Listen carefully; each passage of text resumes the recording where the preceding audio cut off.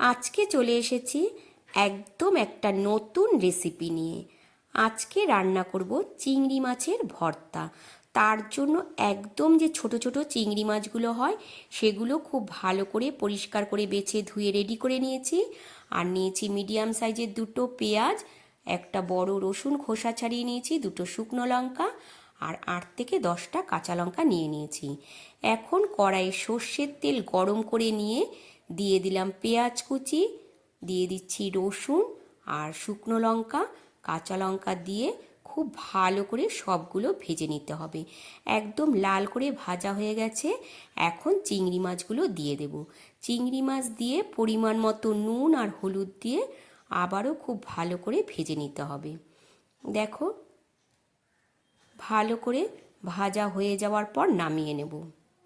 একদম লাল করে ভাজা হয়ে গেছে। এখন একটা প্লেটের মধ্যে নামিয়ে নেব, নিয়ে একটু ঠান্ডা করে নিতে হবে।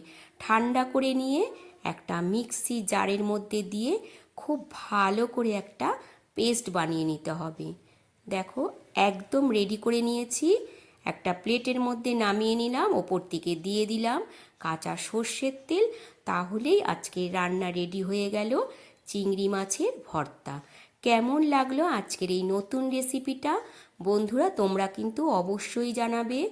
আর তোমরাও এইভাবে বাড়িতে রান্না করে খেয়ে দেখো, ভীষণই ভালো লাগে গরম ভাতের সাথে। তাহলে আজকের মতো বিদায় নিচ্ছি। আবারও তোমাদের সাথে দেখা হবে অন্য একটা রান্নার ভিডিওতে।